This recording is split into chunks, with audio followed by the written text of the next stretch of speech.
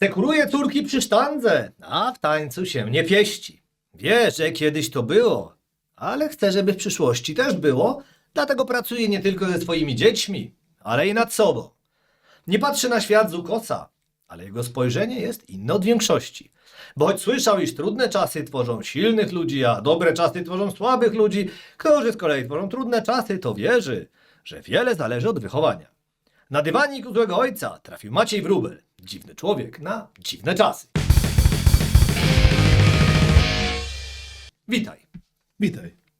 Na wstępie ostrzegam, że ta audycja nie wszystkim przypadnie do gustu, czujcie się ostrzeżeni i lecimy.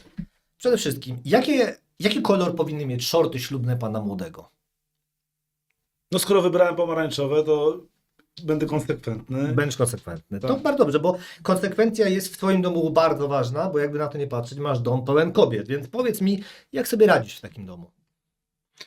No to w zasadzie jest źle zaadresowane pytanie. Musiałbyś zapytać te kobiety, jakie są ich odczucia, ale Pytam, jak ty sobie radzisz w tym domu? No one muszą sobie jakoś radzić, jak już tam jesteś. ja się w domu czuję doskonale i zawsze do niego wracam z uśmiechem. Z uśmiechem, ale takim zwykłym, sardonicznym, bo bardzo dzisiaj jesteś zamknięty w sobie. Ja widzę, że tutaj na razie badamy grunt. No dobrze, to powiem ci... Ma być humorystycznie? Nie musi być humorystyczny. Przekleństwami, jeżeli wolisz, mamy rozmawiać w taki sposób. Takie pytania będą później. Aha. Ale skoro na razie chcesz się rozgrzać, to powiedz tak krótko. Bo tu znam życie, ja odpowiedź znam, ale chciałem, żebyś ty ją wyartykułował. Co stoi za nietypową dla takiego konserwatywnego modelu rodziny decyzją, by to żona pracowała, a ty żebyś zajmował się dziećmi? Bo to jest trudna decyzja w takim społeczeństwie. I już na samym starcie mamy do czynienia z błędem semantycznym, ponieważ ja nie mam konserwatywnego modelu rodziny. Ale, ja Bo- mówię, bo dla, my- ale myślę- to jest nietypowe dla konserwatywnego modelu rodziny. No tak, ale my tworzymy rodzinę patchworkową tak zwaną, tak? Podszywaną i ona już jest... Ale nie konserwatywny jak Kurski, on też ma taką patchworkową rodzinę, nie? Nie znam Górskiego, nie analizuję gdzieś tam życiorysów oponentów. Mhm. No dobrze, to może tak, czy zgadzasz się z opinią, że jesteś dziwny, czy może preferujesz słowo p***nięty? Ja je wypikuję oczywiście. Jednak, dobrze. Zawsze. No to i z innej strony, według dzisiejszych standardów jesteś bardzo surowym rodzicem, ba, wręcz dziwnym, biorąc pod uwagę to, jak zarządzasz konfliktem. No na przykład pamiętam, że kiedyś wysłałeś wiadomości z konta dziewczynek za to, że założyła konto bez zezwolenia, prawda? Tak. Czy to jest twoim zdaniem zbyt surowe? Bo wiesz, dzisiaj według obecnych realiów może tak być uznane. No patrząc się na sposób wychowania, który był stosowany wobec mnie, to jest to pełen light, prawda? Tak, no ale ja dlatego mówię, że czas się No, zmienia. ja- My byliśmy wychowani w zupełnie innych czasach. Czasy zawsze były inne. Także, Dokładnie, zawsze. Także trzeba chyba jakoś dostosować formę sprawowania tej opieki nad dziećmi do czasów istniejących. Pytanie się, co chcemy ukształtować i co postawiliśmy sobie za cel, że chcemy tego młodego człowieka przystosować do funkcjonowania w społeczeństwie, czy być częścią narodu. To może tak bardziej ambitnie, bo społeczeństwo jest tu i teraz, a naród ma pewną ciągłość. Także ja bym się bardziej odwołał do tego, żeby był dumną częścią tego narodu, nie? No dobrze, i w tym wypadku uważasz, że jesteś surowym rodzicem, bo wiesz, Chyba tak. bo tu i teraz, ci inni rodzice, Tak. delikatnie rzecz mówiąc, chciałem poznać twoją opinię na ten temat, bo swoją już znam. No to na przykład mogę wziąć przykład pierwszy z brzegu. Wczoraj wsadziłem córkę, która chodzi do pierwszej klasy, samą do autobusu i wróciła sama do domu. Kilka tam przystanków, 4 czy 5 i większość matek, która odbiera dzieci ze szkoły, pukała się w głowę i pytała się, dlaczego tak robię. No dobra, ale ty też się pukałeś w głowę, jak widziałeś, bo to akurat uwielbiam tę historię, kiedy był trening twojej córy Tak? i jak zobaczyłeś, czym w przerwie żywi się dziecko, które powinno za chwilę uprawiać dalej sport. No i właśnie, no, teraz każdy jest jakiś i każdy ma swoje argumenty, które przemawiają za jego postępowanie, prawda? Także no ja zawsze jestem w stanie obronić swoje stanowisko, tak jak na przykład tutaj zaznaczyłem, że moim celem jest przystosowanie kogoś do normalnego funkcjonowania. Przez normalność rozumiem to, że skoro ja w ten sposób funkcjonowałem i żyję, to jest najlepszym dowodem na to, że te metody poniekąd się sprawdzają, prawda? Natomiast, no nie wiem, głaskanie i przyklepywanie wszystkiego, chociaż bardzo często przytulam swoje dzieci i otrzymują ode mnie masę miłości, ale staram się też być wymagający, dokręcać im tą śrubę w taki sposób, żeby jej nie przekręcić.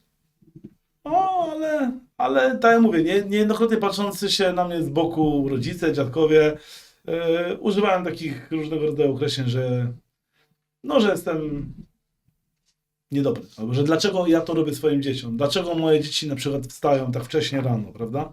Skoro mogłyby sobie jeszcze pospać.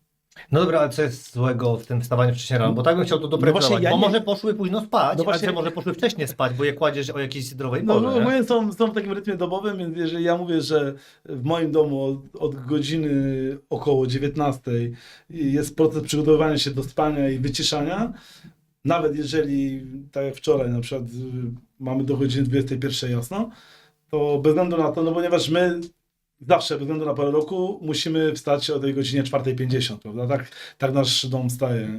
Budzimy się z racji treningów dzieci, odwożenia do szkoły i tak dalej, nie? Może opisz ten dzień, żeby też tak przybliżyć, bo właśnie może to też jest dla wielu osób wyjaśnienie, dlaczego 4:50, bo ktoś sobie powie, twoja fanaberia, no ale jak się dowie, ile jest tych treningów, że to trzeba jakoś zmieścić. No, ponieważ od dłuższego czasu dziewczyny tam od lat powiedzmy 8 czy 10 trenowały pływanie 5 razy w tygodniu, te dwie starsze.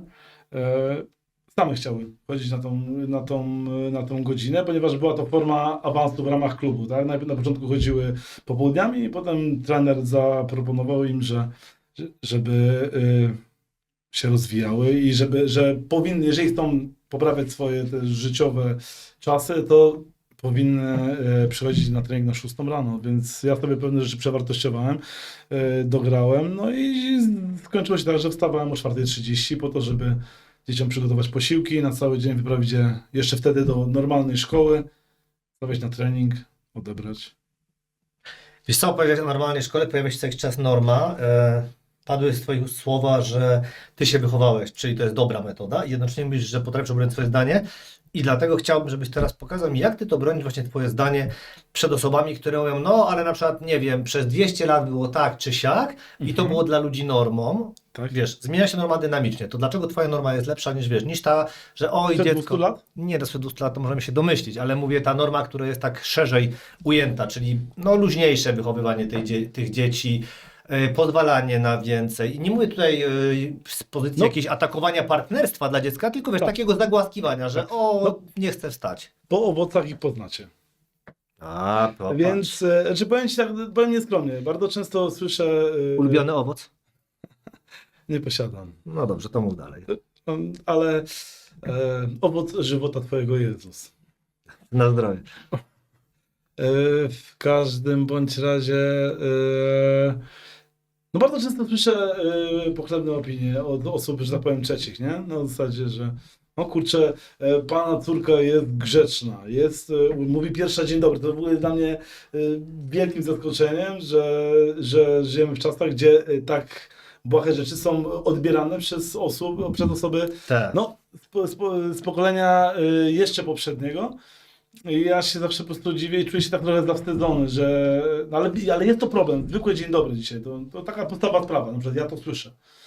Tak, Że- tutaj, no niestety tutaj się wtrącę ci na sekundę, ale mam podobnie, bo na przykład moja sąsiadka mówi, że moi pszczelarze są ulubionymi sąsiadami, bo mówią dzień dobry, kiedy akurat jestem, no wiesz, że w bloku, w którym jest większość dawnych górników i no ci, którzy są z tych śląskich starych rodzin, tak raczej mówią dzień dobry, no nie? Okay.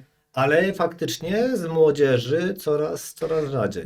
Wiesz co, świeża sprawa. Dzisiaj jechałem tramwajem i weszła starsza pani do tramwaju. Siedział chłopak i dziewczyna. Chłopak lat 19, dziewczyna 16.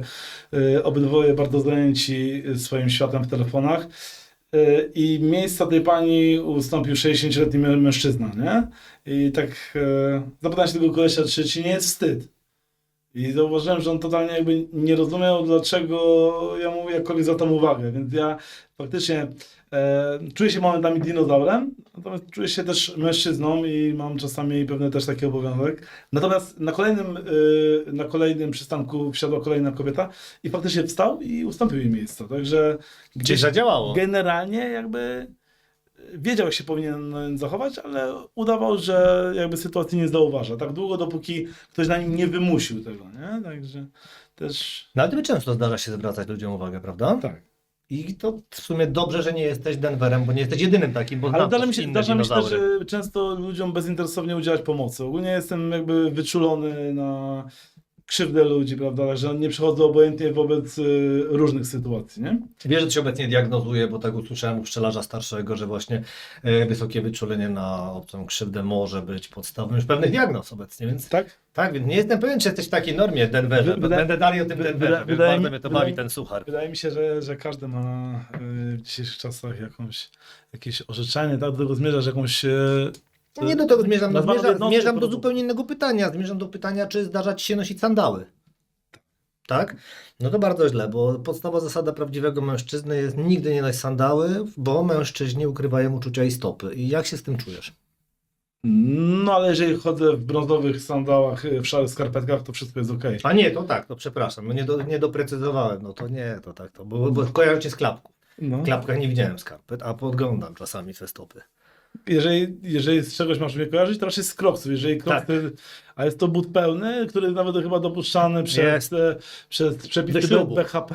Do ślubu podobno. No, aż tak grubo nie poszedłem, nie chciałem tego zrobić swojemu ojcu. Ale w Idiokracji, bo te buty tak naprawdę wypromowała Idiokrację, nie wiem czy kojarzysz Nie. ten film.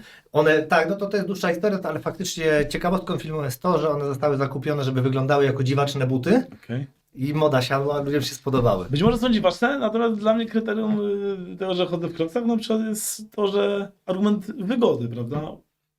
No dobrze, no ja I nie to jest chcę być dla siłą mnie, niewygody. zawsze, jeżeli chodzi o dobór ubioru, to dla mnie kwestia wygody była celem nadrzędnym, nie? Także... No dobrze, to wróćmy do ważnej rzeczy. Przed chwilą powiedziałeś, że nie chciałeś tego robić swojemu ojcu, a shorty robiłeś. Jak to tak jest właśnie z tym naszym wychowywaniem? Bo mówisz, że pewnych rzeczy ojcu nie chcesz robić. Chciałbyś Tak, usłyszeć, tak. że dziewczynki kiedyś mówią, nie chciałam tego zrobić ojcu? Czy chciałbym to usłyszeć? Znaczy prędzej czy później, ale w takiej rozmowie... Ciekawe pytanie, teraz muszę się do tego... No, prędzej czy później pewnie i tak zrobią coś, czego ja bym nie chciał, żeby zrobiły, taka naturalna kolej rzeczy i pozostanie mi tylko i wyłącznie się z tym pogodzić, nie? Do 18 roku życia mam zamiar brać je pod uwagę w procesie decyzyjnym, natomiast nie wiąże się to z pozwalaniem na wszystko, prawda? Twierdząc, że na przykład skoro ja popełniałem w życiu pewne błędy, to niech ona też je teraz popełni, bo potem na pewno z tego wyrośnie. Tej gwarancji nie mam. Dokładnie takie pytanie miałem Ci zadać, bo właśnie czy będziesz pozwalał im te błędy powtórzyć, czy nie, bo to też jest argument podnoszony, że z jednej strony my też słyszeliśmy od rodziców, że oni popełnili te błędy, nie idźmy w ich ślady, Okej. no a z drugiej strony często od dziadków już możesz usłyszeć, daj popełnić dziecku błąd. No i teraz chciałem właśnie spytać, ale Ty już wyraziłeś swoją odpowiedź na to pytanie. Bardzo rzadko sceduję opiekę na rzecz dziadków, więc jakby tutaj w procesie wychowawczym mają bardzo mało do powiedzenia.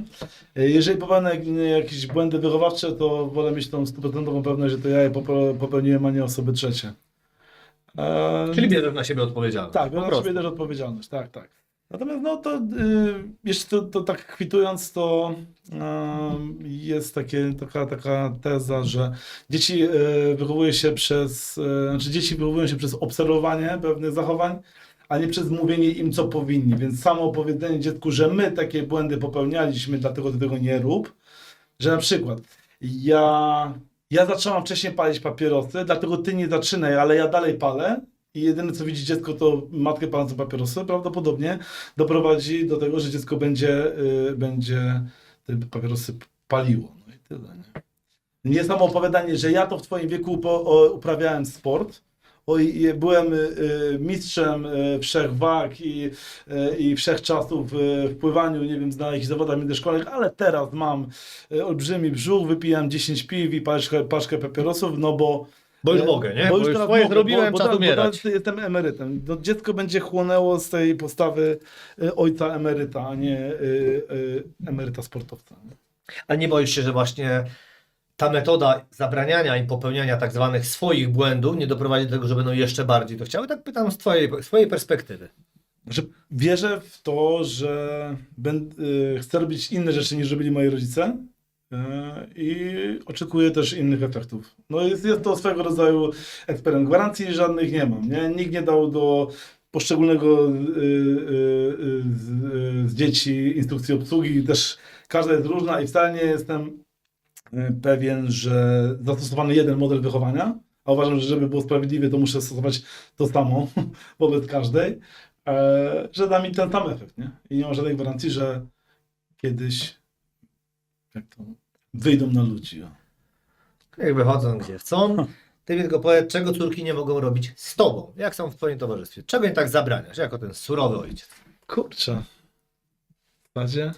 Bo no, z mojej perspektywy na chwilę ci wejdę, żebyś miał ten czas na zastanowienie to się. zauważyłeś, No właśnie o to chodzi. bo Mam chyba wrażenie, chyba że nie jest one... tajemnicą, że się znamy Tak. od ponad 20 lat, od Tak, ćwierć wieku. dlatego mówię, no wiesz co, jakbyśmy mieli policzyć do ćwierć wieku, no ale właśnie dlatego cię pytam, bo ja wiem, że no może inaczej, nawet dzisiaj Co zapytałem, różni nasze domy? Na co ty pozwalasz swojemu dziecku i zauważyłeś, że a ja to wyjdzie bardzo źle, bo oczywiście mam 2 chłopców, ty masz Okej. 3 dziewczynki, więc te różnice będą z automatu, mam wrażenie Znaczy, inne, pierwsze to jakby z brzegu, czyli problem naszych czasów, no to są media społecznościowe. bo oczywiście, tu się zgadzamy. to tak. Moja najstarsza córka ma, znaczy córka, to jest moja pasierbica, ale Ja ci zdradzę, co mi napisała po prostu, bo ja chciałem zrobić jakieś kwity i właśnie co można zauważyć, że one nie czują się przymuszone często do zakazów, tu staję akurat po twojej stronie bardzo, ponieważ nawet jak napisałem, to dostałem, że nie mamy żadnych chyba pytań do Maćka i takich inside joke'ów, ani nawet czegoś, czego bałybyśmy się zadać, bo znamy się jak łyse konie. I tutaj właśnie dlatego ciebie pytam, bo one już to naturalnie przesiąknęły, ale czy ty masz takie rzeczy, że nie wiem, idziecie, no dobra, no nie zadam przykładu, że splunie na ulicy, bo wiem, że tak nie robi, ale wiesz, byłoby to by coś... się zdziwił, najmłodsza pluje. Ale moja nie chciałem mówić już o niej, bo to akurat ona też inne rzeczy robi, ale to może I właśnie jeszcze wyrośnie. na przykład tego nie zakazuję, ponieważ przyszło kiedyś, że tata z kolegami w szkole robiliśmy zawody, kto dalej napluje. Wydaje mi się to niegroźne i to jest zupełnie naturalne, bo sam to robiłem, prawda? I że staliśmy sobie w rządku i kto dalej splunie, nie? No, różne były zawody, no tak jak Różne były. były zawody i widzę, że czasy się zmieniają, ale niektóre rzeczy są dalej aktualne i na przykład nie usłyszałem z moich konserwatywnych ust, wiesz co, no ty jako dziewczynka wstydziłabyś się. A, Nie widzisz. powinnaś. Nie? To dopuszczam, nie? Dopuszczasz. Czyli jak kiedyś przyjdzie, powiesz, że były zawody w spożywaniu mocnych trunków, to tylko spytasz, kto był drugi, tak? No nie, No nie, no to No, wiesz, muszę zbadać te twoje to- granice. to nie. Dobrze, bo no też pytanie tutaj z kolei podesłane od konsultantki. Określenie córeczka tatusia nie wzięło się z sufitu, bo byłem bardzo ciekaw o to spytać kobieta feministka też. Okej. I dlatego masz. Badania pokazują, że ojcowie są często dla córek bardziej wyrozumiali, mniej surowi. Skoro masz 3 córki, czy w ogóle podejmowałeś walkę, aby nie weszły ci na głowę? Więc zupełnie inne pytanie, bo ja bym troszkę inaczej sformułował. Bycie surowym nie oznacza nie bycie wyrozumiałym. Tak mi się wydaje, że znaczy wszystko polega na stworzeniu świata jasnych, czytelnych zasad, umawiania się na pewne rzeczy i egzekwowania tego. Natomiast no, wymagajcie od siebie, nawet jeżeli inni od was nie wymagają. To też wymusza na tobie pewną określoną postawę, bo to nie może być tak, że jestem pobłażliwy wobec córek tylko dlatego, że sam jestem leniwy. O, tak bym to powiedział. Dobrze. A o czym najczęściej rozmawiacie? To znowuż tutaj jakby kanały komunikacji są różne. Mam 17, 14 i 7 lat, także Ale zdarza wam się siedzieć na kanapie razem albo Tak. w samochodzie, jedziesz, wieziesz je na trening. Jaki jest taki temat ogólny na przykład?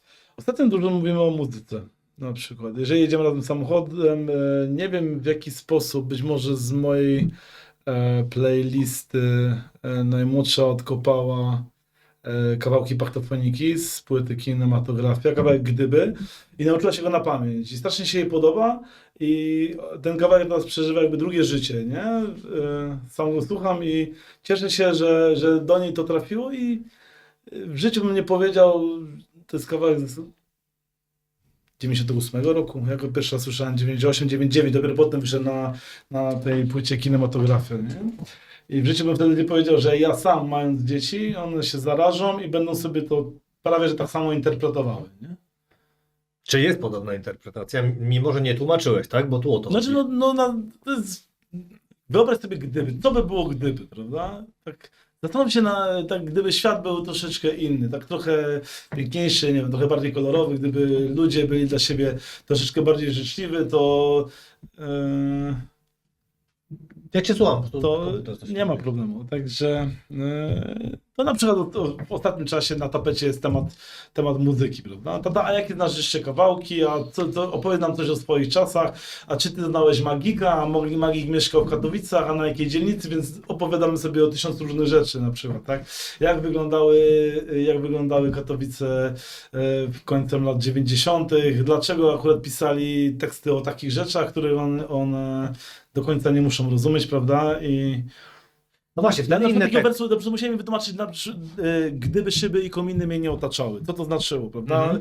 Nasz obraz Katowic różni się od obrazu Katowic, które chłoną nasze dzieci już, nie? To jest tak naprawdę przepaść. No i chciałem, więc często im przez teksty, akurat mówię teraz do tej konkretnej piosence, staram się opisać, co mnie ukształtowało i na przykład z czego ja wyrosłem i dlaczego jestem taki, jaki jest. Zmieniły się Katowice, zmienił się świat i teraz popatrz, mówisz o paktofonice, no tu też akurat teksty znam, ale, i się przyznam, nie znam tekstów, Agata Fong, prawda? No to jest jakiś fenomen. Nie I ja i Kto to jest Agata Fong? Agata. Aha, to przepraszam, to już teraz... Bo wiesz, no, kiedyś rozmawialiśmy o niej jako o personie, ale tak sam się złapałem na tym, że nie kojarzę jakichś jej utworów. Jak Jasne. właśnie rozmawiasz z dzieciakami, bo ty akurat chyba liznąłeś, już wiesz mniej więcej, co tam się w tym uniwersum nowoczesnym dzieje. Ona już pewnie też nie jest nowoczesna, bo to już parę lat ma, nie? Tak, no momentami ta najstarsza przychodzi do mnie z tego typu nowinkami. Kurczę, tak do końca nie pamiętam, czy ja gdzieś usłyszałem o Fagacie i zapytałem Marysię, czy Marysia przyszła pokazać mi kogoś, kim by w przyszłości nie chciała być. No bo jest to wyjątkowo taki wulgarny przypadek. No i na ten temat też rozumiałeś, więc jeden kawałek akurat Agaty Fong, tak? Agata Fong. Tak, chyba mam nadzieję, że nie wymyśliłem tego teraz, ale wydaje mi się, że tak. Przesłuchałem.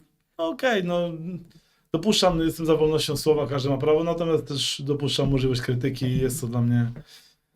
Zawsze dobra, zawsze mile widziana. A jeśli mówimy o trudnych tematach, o rozmowach na takie rzeczy, które ktoś mógłby się nie czuć swobodnie, no to jesteśmy wychowani w różnych czasach. Nasze dzieci teraz nie są w czasach takich dinozaurów jak my, no więc tak. Okres, tampony, podpaski, skrzepy, skurcze, pryszcze. Czy są tematy, które bywają dla Ciebie wyzwaniem? Tutaj czytam to pytanie, nie mówię go, bo to jest właśnie przesłane. Jak dajesz córkom znać, że jesteś gotów do rozmowy także na tematy dla nich potencjalnie wstydliwe? I to jest dobrze, że ta osoba podkreśliła to, bo to kobieta pisała, ponieważ no ty akurat... Ja znam Cię, przynajmniej nie kojarzę, żebyś Ty miał tematy wstydliwe, to jest dobrze zaadresowane, że mogą być potencjalnie dla dziewczynek wstydliwe. Tak. Znaczy, no to na przykład w tej kwestii przechodziłem to z najstarszą. Ja tego tematu nie podejmowałem, ona go podjęła pierwsza.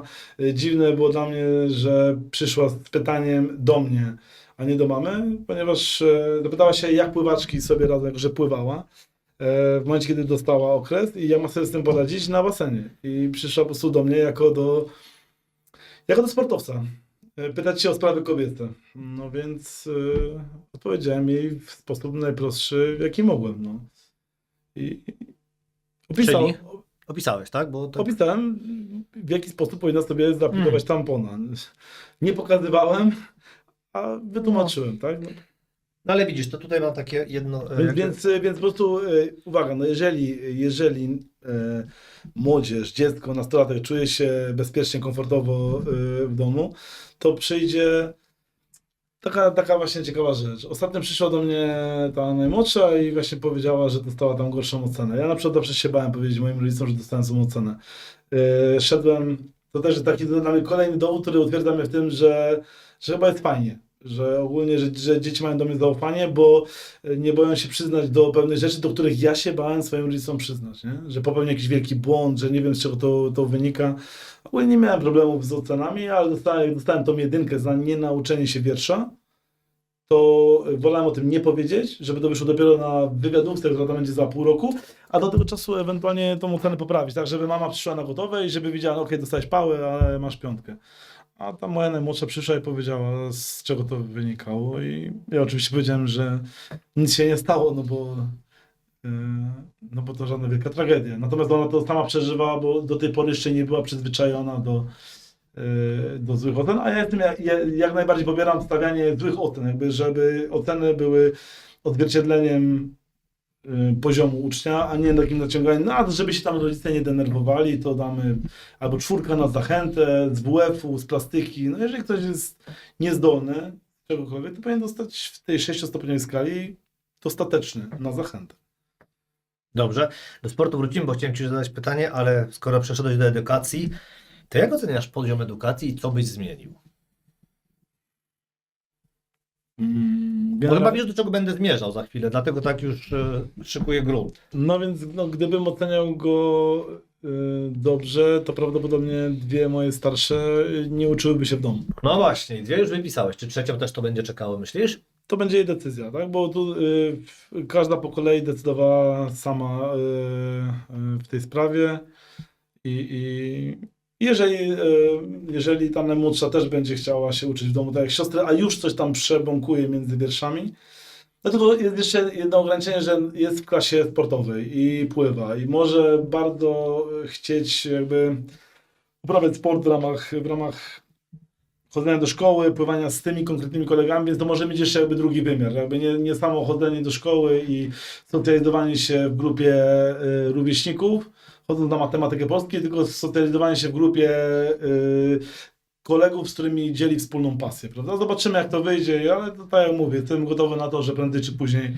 przyjdzie i wtedy na pewno zrobię wszystko, żeby mogła się uczyć w domu, ponieważ widzę same zalety tego. No właśnie, celowo Cię to pytam, bo też powiedziałeś, że teoretycznie powinno by się stosować podobny model do każdego dziecka, a jednocześnie wiem, że podchodzi do nich bardzo indywidualnie i moje pytanie jest właśnie z tego Znaczy stąd, każda z że... nich była w szkole powszechnej. No nie? właśnie, że były, każda była do innego momentu. Czy nie uważasz, że jednak ta szkoła powszechna przydaje się jednak na początku jako ta socjalizacja, jako wiesz, żeby Podobno tak. wiedziały jak to wygląda w ogóle? Podobno tak, ponieważ jestem otwarty na sugestie mądrzejszych od siebie ludzi i czy to w ogóle z Marysią najstarszą wyszło w taki sposób zupełnie spontaniczny. Chcieliśmy ją zapisać na korepetycję z matematyki i okazało się, że pani, która udziela korepetycji, sama ma dzieci w edukacji domowej, więc Maria ze swoją przyszłą korepetytorką porozmawiała o edukacji domowej, zapytała się, czy mogłaby się uczyć w domu i ta sama korepetytorka powiedziała mi, żeby jednak dziecko w tym nauczaniu wczesnopoczątkowym lepiej, żeby chodziło w tych klasach 1-3 i żeby jednak poszło do szkoły, prawda? Żeby nabrało pewnych nawyków, żeby generalnie poznało, jak to wygląda, że w takim dużym skrócie w klasach 1-3 krzywda się jej nie stanie, a więcej korzyści może wynieść z chodzenia do szkoły niż potem przynieść jakby...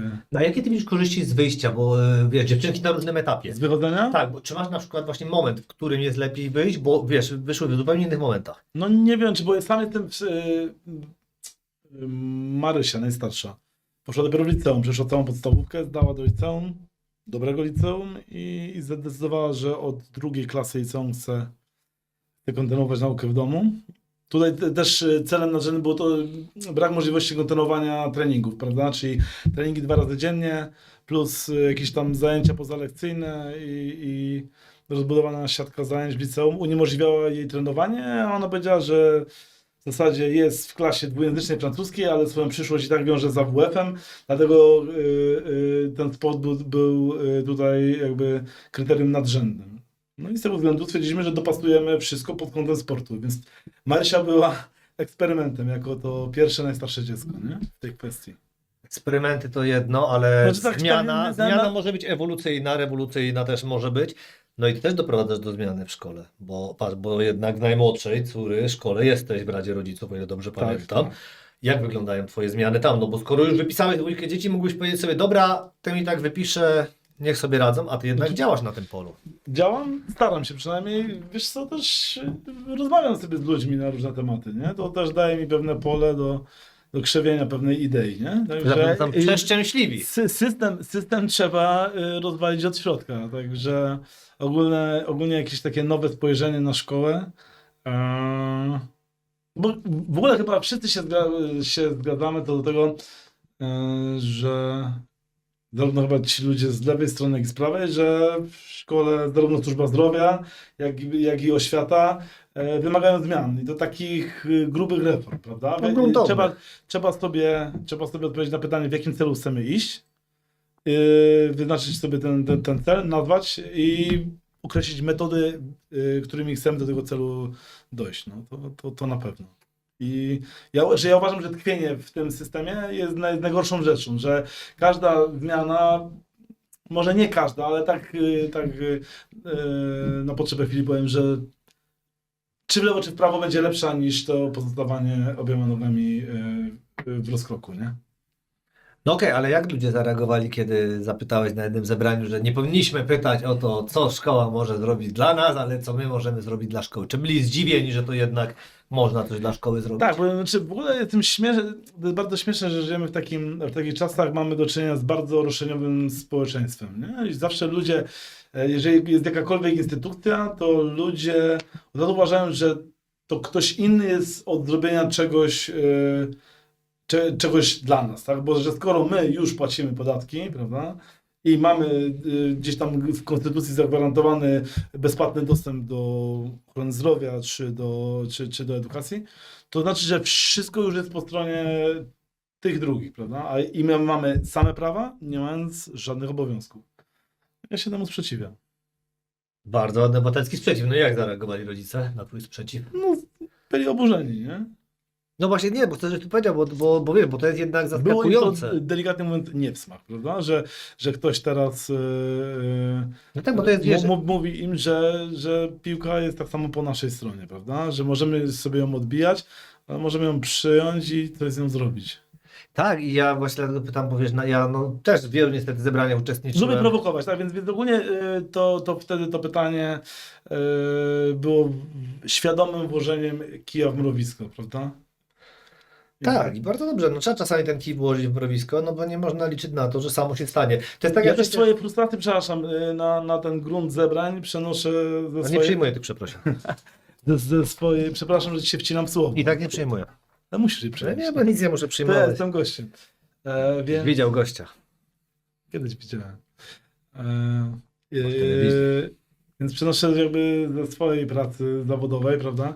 Gdzie wielokrotnie słyszałem takie hasła, że skoro ja płacę składkę, to mi się należy, prawda? No i oczywiście to jest piękne hasło, to wszystko się nam należy, a później jest to, co jest zasadą właśnie pierwszej pomocy, że się okazuje, że na ulicy jak powiesz, proszę zadzwonić, po Tak. pogotowie to żaden nie zadzwoni, tylko trzeba wskazać kogoś, Tak, więc tak. no tutaj rozumiem całkowicie tę zasadę prowokacyjności i zwrócenia się do kogoś konkretnie, bo później nikt nic nie zrobi, bo samo się zrobi.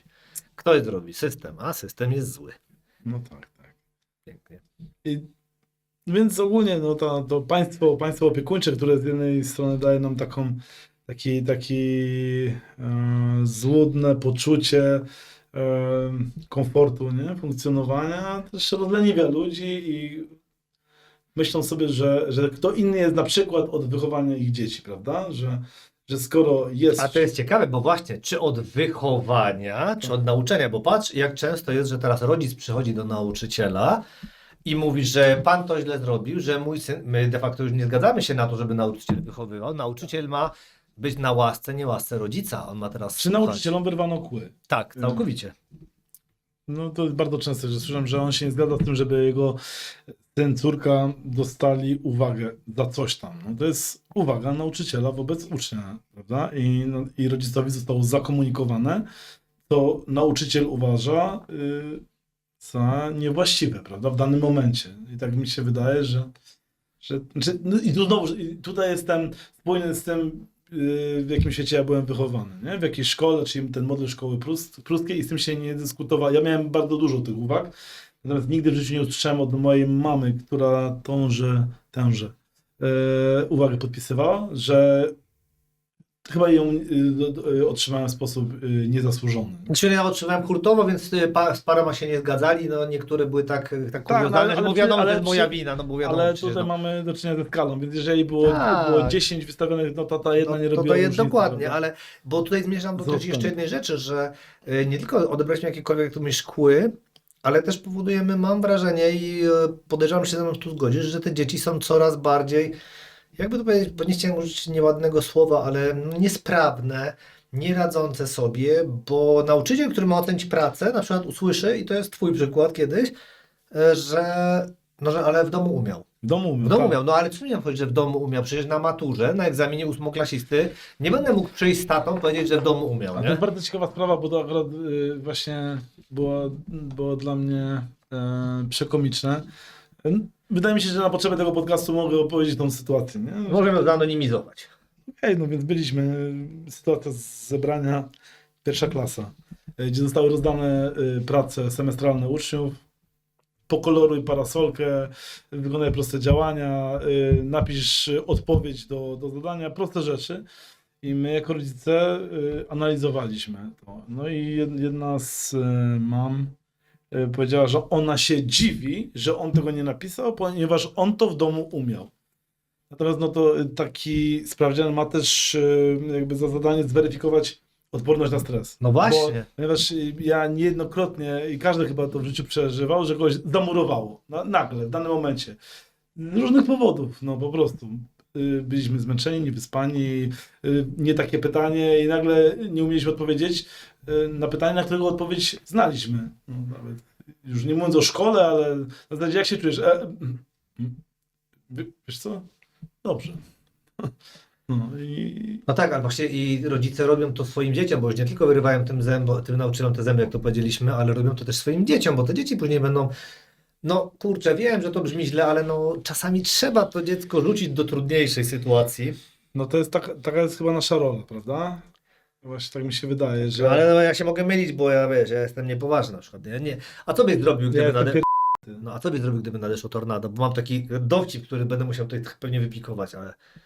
No, ale zależy w jakiej No sytuacji... ale co, schowałbyś się w piwnicy, kurczę, czy na dach stanąłbyś jak prawdziwy mężczyzna? Tak jest. I mocy przybywaj. I tu jest właśnie dowcip australijski. To nie jest mój dowcip, bo od razu mówię, że nikt nie zablokował kanału. Gdyby nadeszło tornado tak jak czarne, że ukradłby ci rower. Słyszałem ostatnio w programie australijskim i powiem ci, byłem zaskoczony. Znaczy, I teraz poprawność polityczna. No? Jest jakiś taki ośrodek monitorowania zachowań Tak, rasistowskich. jest on. Ja nie wiem, czy to nie podpada pod śledzenie, nie? Czy to jest tak? Ja nie wiem, ja uważam, że wszystkie tornada są równe. Niektóre są. No to każdy tornado jest tornadem, bo tutaj ja nie antropomorfizowałbym, wiesz co, no pogody, bo to Okej. bądźmy poważni, nie? Znaczy ja jestem w stanie dworować z różnych przywar, więc jakby z tematu kolory skóry i przynależności do takiej, a nie innej grupy etnicznej, nawet do tej, do której ja przynależę, jestem w stanie się No, bo śmiać. twoja jest zabawna. Bardzo. To jest bardzo zabawna, w ogóle się opalają na różowo. I dobrze, jeszcze miałem takie pytanie, ale to pójdzie na później, bo chciałem o ten sport, ponieważ, bo zapomnę, jedna z twych cór, pytana właśnie o jakieś ewentualne pytania, zadała mi bardzo ciekawą, podsunąłem bardzo ciekawą kwestię. I tu nawiązuję do tego, jak mówiłeś o tym pływaniu, tamponie. Mhm. Czy czasem trudno ci oddzielić rolę trenera od roli taty? Bo no, też to trzeba przybliżyć, ty pomagasz dziewczynom w treningach ile możesz. Nie jest łatwe. Generalnie na przykład nie powinno się uczyć swoich dzieci, ale miałem wielką trudność, jeżeli chodzi o naukę jazdy na nartach, to zacząłem Jankę, tą najmłodszą, uczyć w wieku, jeszcze nie miała 3 lat skończonych. Chciałem ją zapisać do szkółki, natomiast było tata i w związku z tym, że uczyłem ją sam jeździć na nartach, popełniłem wszystkie błędy, których się nie powinno popełniać, nie? Także... Znaczy jazda między nogami, za kije, no to takie wszystkie rzeczy, które gdzieś tam na kursie tam pomocnika instruktora, 1., 2. stopień, i tak dalej, które nam mówiono, o których żeby nigdy z kursantem nie robić, to wszystkie je zrobiłem właśnie tylko i wyłącznie dlatego, że byłem tato-trenerem, prawda? A widzisz, to jest dobre. Natomiast zupełnie inaczej ma się to już w przypadku 16-letniej Marysi, gdzie wydaje mi się, że ten taki wspólny, jak to teraz młodzież mówi, vibe, flow czy tam kontakt, nie? Może pomagać. Właśnie to, że ona wie, że na przykład kiedy ją spotuje, kiedy ma na plecach 100 kg, prawda, ważąc poniżej 60, to ma tą pewność, że wie, że to jest ta osoba, która no, zrobi wszystko, żeby pod tą sztangą nie upadła, nie? Ale popatrz, bo teraz też rozmawialiśmy o tym nakładaniu presji i też o to jedna z twoich cór pytała, czyli jaki masz sposób na wychowanie sportowców bez nakładania na nich presji? Bo wiesz, że nie muszą Ale być tymi ja- liderami w grupie. Jaki jest twój sposób? To jest No pytanie. to presję nakładam, ale nie wypowiadając te słowa na pewno. No to nie tak, że musisz być najlepszy, że sky is the limit i takie tam różne bla bla bla, że jesteś najlepszy, że musisz być najlepszy. To nie są moje oczekiwania, nie? Powiem jakby zupełnie inny system wartości na dzień dobry, rozmawiając o tym. Przede wszystkim wydaje mi się, że w pracy z dziećmi, to własnymi dziećmi, najważniejsze jest pokazywanie to. Bo to jest taka ciekawostka, na przykład Marysia przyszła do mnie, znam sama, w wieku lat, ona nie miała skończone 14 lat, zapytać się, kiedy może pójść na siłownię. Tylko i Właśnie, właśnie to dlatego, jest ciekawe, no. tylko dlatego, że widziała mnie wychodzącego i ona chciała być tego częścią. Mama wychodziła, ja zaszczepiłem to w mamie, zaczęliśmy wychodzić we dwójkę i Marysia zapytała się, kiedy można zapisać się na siłownię. No nie wiedząc jeszcze, że myślała, że to są zapisy, nie forma zakupu tam karnetu i tak dalej, nie? Ty, a nie próbowałeś w ogóle, nie wiem, troszkę jej tego tak opisać i zobrzydzić, bo no, mamy obecnie plastikowe społeczeństwo, wszystko jest ważne wizualnie, a tu nagle sport siłowy, wiesz. Nie mógłbym, ponieważ akurat sport jest rzeczą, która mnie ukształtowała, dała mi jakby taką drugą szansę w życiu i w zasadzie wyróżniam dwie rzeczy, dwa momenty w moim życiu. Pierwsza to jest sport, a drugie to jest moja żona. Natomiast drugie by się nie wydarzyło, gdyby nie sport. Bo wydaje mi się, że moja żona nie byłaby mnie w stanie pokochać za to, kim byłem, zanim zacząłem tak naprawdę uprawiać sport. No, a ja dałem radę. No, ale ja dałem radę i ja tu myślę, że możemy już wiedzieć, To była gdzie wiesz, ty... no, platoniczna między dwoma mężczyznami, prawda, taka intelektualna może bardziej. Bardzo intelektualne.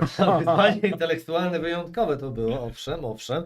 To powiedz tak, z jakimi wyzwaniami pozasportowymi w sportach siłowych, to jest tutaj pytanie nadesłane, muszą mierzyć się dziewczynki innymi niż chłopcy wyzwaniami? Takie skomplikowane pytanie. Kurczę, na tym etapie, no... Niż chłopcy? Bo tak nie oszukujmy się, chłopcy na siłowni No to- wcale nie mają łatwiej, No żeby z całą już to nie pewnością to wierzyli. jest wszystkie te mity, które narosły wokół okresu, prawda? Natomiast jakby spojrzeć na fizjologię, no to poza pewnym dyskomfortem,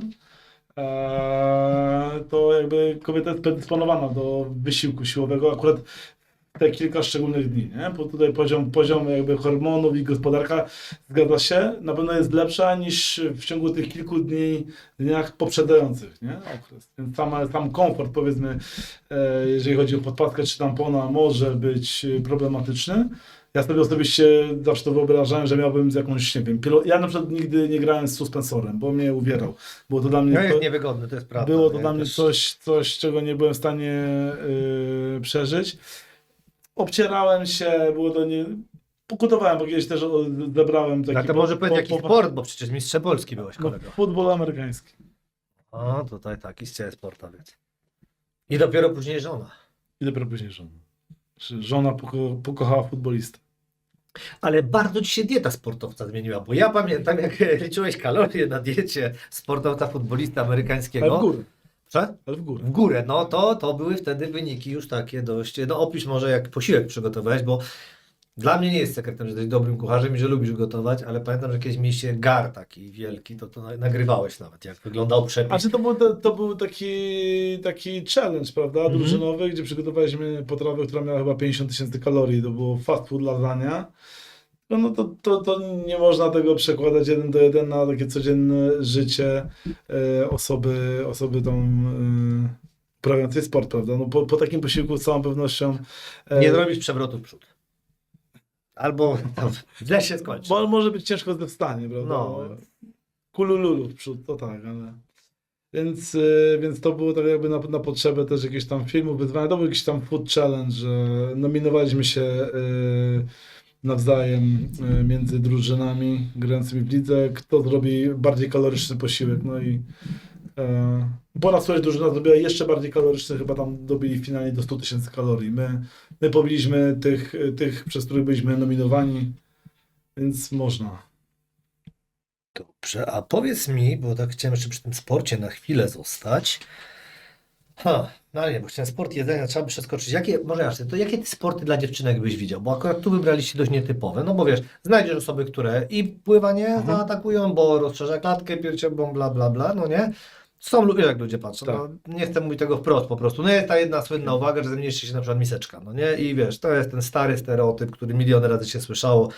Jak za naszych czasów dziewczyny pływały, to zawsze musiał któryś mądry im Ale to może być argument im plus, ponieważ na przykład Ale oczywiście. znałem ludzi, wiesz, w takich rozmowach męsko-męskich, którzy deklarowali, że podoba im się biust sportowy. Nawet jest takie określenie, że No tak jak mój, sportowy, a ja mam akurat taki. No i pierś sportowa, nie? Także mi się też zawsze taki bardziej podobał. Czyli Prawda? dlatego tak na mnie dziwnie patrzysz. Dobra, no to muszę jednak zacząć. Więc ubierać koszulę. który sport bym... To tak, w wieku 4 lat nie ma sportu na całe życie. Ogólnie warto, i znowuż to jest to, że żeby pokazywać, jeżeli tata będzie dużo jeździ na rowerze, chodzimy, wolę iść niż jechać samochodem. Samochód biorę tak naprawdę z musu. No ale jeżeli dziecko chłonie takie wzorce, to z chęcią się pod te wzorce podpina i próbuje.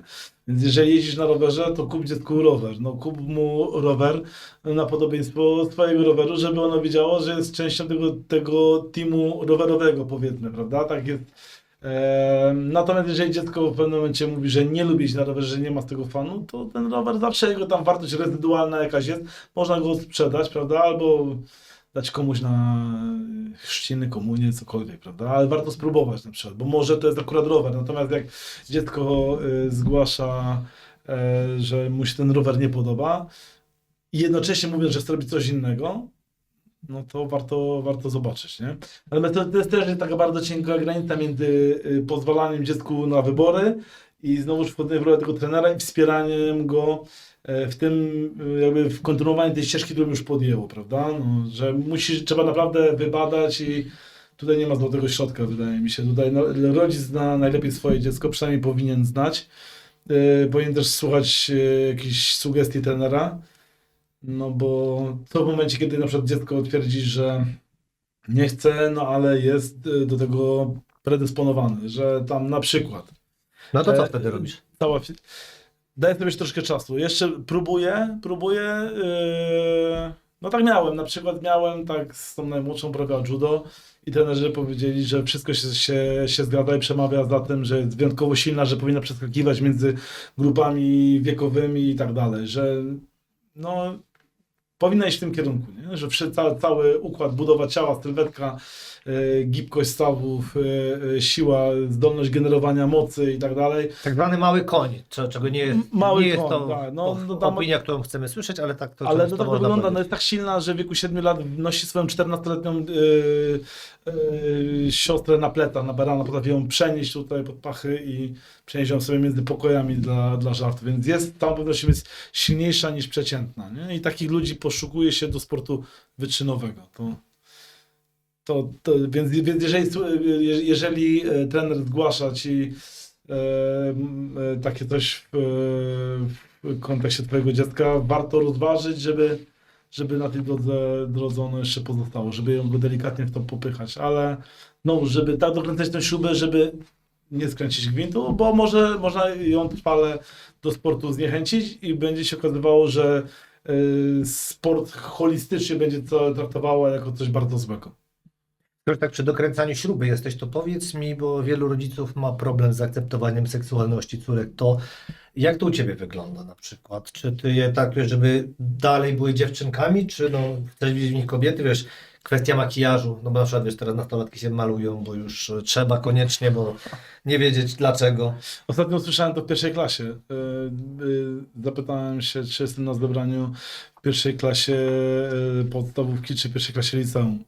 Ponieważ pani wychowawczyni mi powiedziała, że no bo że jeżeli dziewczynki się już malują, to żeby się nie wymieniały szminkami.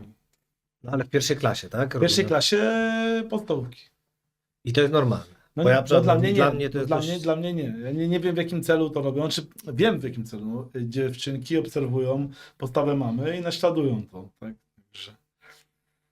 Natomiast no, to znowuż jest takie coś, że skoro nie zgadzamy się na przykład na to, że skoro zakładamy w jakimś domu na stole gości alkohol i ojciec mówi ok, ja piję, a ty nie możesz, dopiero do 18, prawda? Wydaje mi się, że tak samo można powiedzieć w kontekście używania kosmetyków.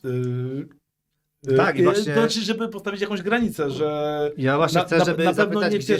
chcesz być taka jak mama, rozumiem, to jest normalne, ale mama w twoim wieku nie i postawić sobie jakiś wiek, może zapomnij, prawda? Ja bardziej pytam dlatego, że właśnie ta granica i chodzi mi o tą seksualizację i seksualność. Ale mam jeden argument, nie chodzi w ogóle o seksualizację, bo to jest po Ty, no prostu... ale nie, bo ja to chcę powiedzieć, bo ta nie, branża tak ale seksualizuje. nie, chodzi mi o zdrową cerę, prawda? No, Ty mówisz o racjonalności, ja teraz mówię o tym, że masz małe córeczki, wiesz o co chodzi, one będą zawsze twoimi małymi córeczkami, tak. a w momencie, jak one się zaczynają malować i no nie bójmy się tych słów pindrzyć często, no nie? No.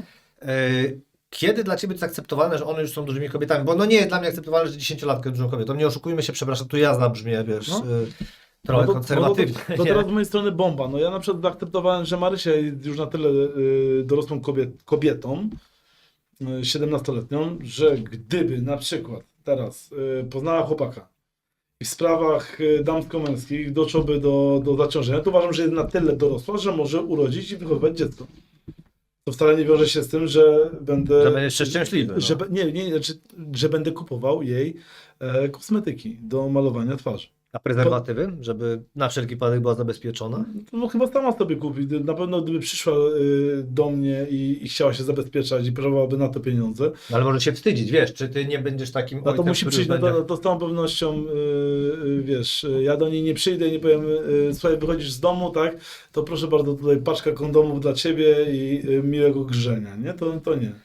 No ale jak zareagujesz ten taki, masz już taki scenariusz, przychodzi do domu pierwszy chłopak lub dziewczyna, bo to też nie wiem. Zastanawiałem się nad tym, tak. No dziewczyna, wiesz co, wydaje mi się, tak jak rozmawiam z dziećmi, no to na razie żadna z nich nie zdradza tak, żeby była w jakimkolwiek stopniu zaburzona w tej kwestii, nie? Przepraszam, ja nazywam to zaburzeniem jakimś rzeczy. Zawsze mam jakąś normę, uzus, no ja się wychowałem w czasach, gdzie były dwie płcie, znaczy że są dwie płcie, no jest mężczyzna i kobieta i one raczej hołdują tym zasadom, prawda? Znaczy wszystkie deklarują na chwilę obecną. No nie, ale akurat Wszystkie mówią, ja że to- pytam, wiesz, to akurat mówimy o orientacji, bo płcie to co innego, bo wiesz, może przyprowadzić sobie dziewczynę i dalej twierdzić, że jest dziewczyną, bo to tutaj, Okej. żebyś też nie mieszał aż tak pojęć, nie? Bo to jest twoje zdanie, ja się Wiesz tutaj co, nie będę wcielał, musiał być ale... na osobny podcast. Ale bardziej pytam o sam scenariusz. Nie rozwijajmy tego Znaczy- tematu, bo chodzi mi o sam scenariusz. Czy przychodzi ci czy z chłopakiem, czy z dziewczyną, po prostu, bo no, dopuszczamy każdą opcję, nie?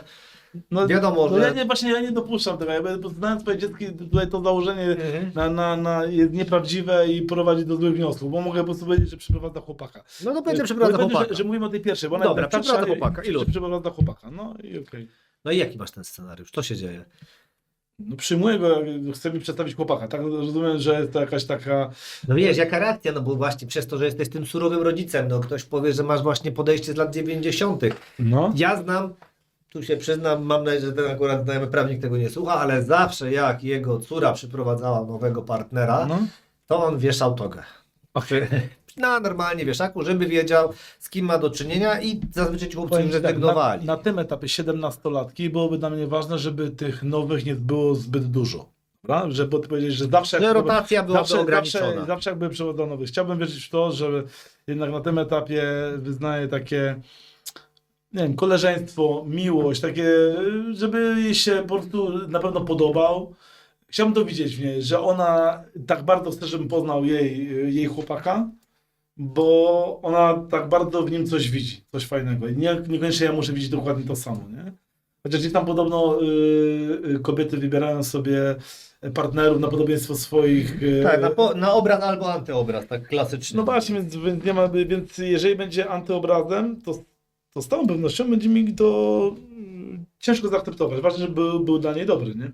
Dobra, a powiedz mi, jak przyjdzie do domu, No. jak go przyjmiesz? Nie wiem, mówi Maria, dajemy, będzie prosić to Marię obgadywać. Tak, Maria- chyba, znaczy, gdyby... Ale nie chodzi mi o na przykład ubiór, czy nie wiem, specjalnie się stroisz, czy obierasz To jest bokserka, głupota, bo no, mi no, akurat no, otwierasz no, bokserka, dobra, no, dobra, to pytanie. A jak ja się ubiorę? No ty, no przecież co mnie interesuje jakiś wafel, nie? On Znaczy, się no ubiera, jak to się chce wiesz, ubrać, że, nie? wiesz, że po domu chodzę bez koszulki, tak? W No, normalnych to się warunkach. delikatnie Ale ujęte. no to powiedzmy, to na tą okazję na pewno tą koszulkę założę, więc No myślę, to że moje będę pytanie, wyglądał no że... krótkie spodenki i jakaś koszulka.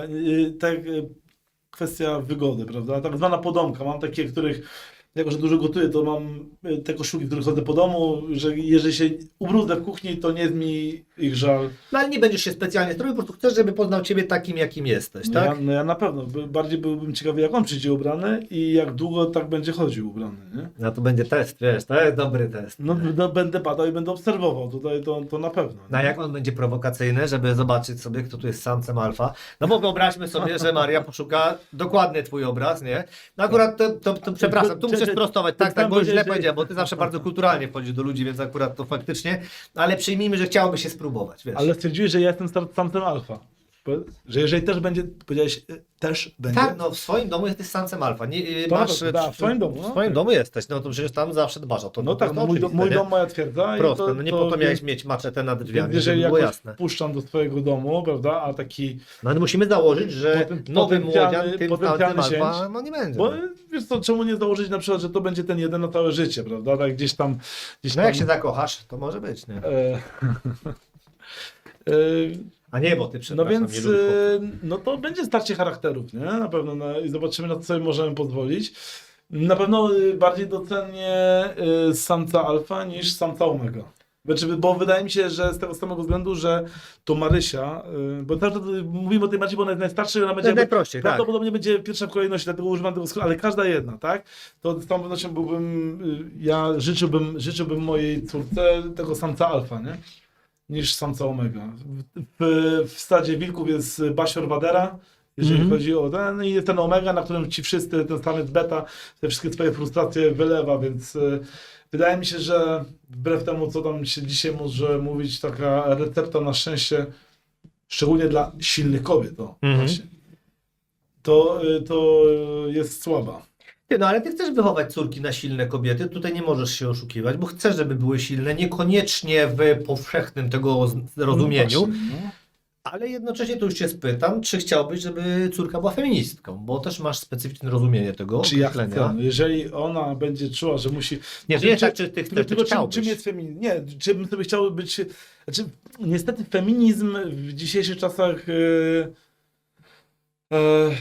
jakoś źle mi się kojarzy. Nie? Ogólnie jak uczyłem się o feministkach, sufrażystkach i tak dalej, walce o prawa wyborcze kobiet i takie tam rzeczy, to jestem się w stanie z tym w 100% zgodzić. Natomiast w dzisiejszych czasach ten przekaz, który do mnie trafia, to o co walczą dzisiejsze feministki jest jakby, jak dla mnie jest jakby troszeczkę antykobiecy, nie? To tak w moim rozumieniu. Nie jestem... Są to bardzo często powtarzane w kółko slogany, które w moim rozumieniu mają się nijak do rzeczywistości, nie?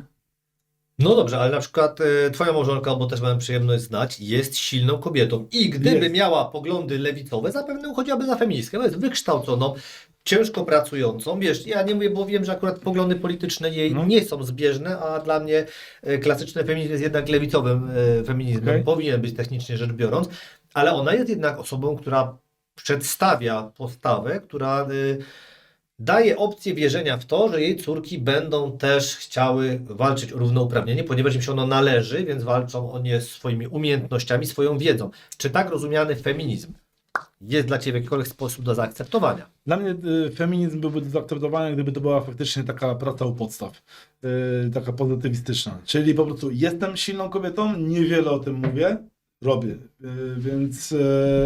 Więc nie domaganie się na przykład, nie wiem, zrównania, jakiś tam płat, chodzenia, zakładania kolejnej... Ale by się poza- przydało chyba, że były równe płaty, czy nie? Czy nie? Ale nie są, znaczy, bo ja zawsze się nad tym zastanawiałem, ponieważ wszędzie gdzie pracowałem, to kobiety zarabiały tyle samo, a czasami więcej za tą samą pracę, a miały same przywileje. Na przykład to ja musiałem nosić ciężkich pacjentów, a one nie. Więc ja na przykład mam takie zderzenie, że to jest... To nie jest do końca prawdziwe. Nie? Wiesz co, tutaj nie będę zaprzeczał, bo to jest tak jak... Ja miałem różny zakres obowiązków, a moje koleżanki z tytułu, nie wiem, na tym samym stanowisku pracy, z tytułu tam, nie wiem, wysługi lat i tak dalej, nie? Zarabiały więcej, a jednocześnie deklarowały na przykład, że na przykład, że podbierając się prawem pracowniczym, bo kobieta może podnosić do 25 kg, a mężczyzna do 50, nie? Ale jednorazowo 3 razy na godzinę pod warunkiem, że w przeciągu kilku kolejnych godzin. Tak. Natomiast życie wygląda tak, że niestety jak przyjeżdżał 180-kilogramowy pacjent jeden po drugim, to Tego nie rozczłonkowywaliście. nie rozczłonkowaliśmy, nie braliśmy wagi i w zasadzie też ja jako facet, który czuł się facetem, zawsze brałem to na siebie, prawda?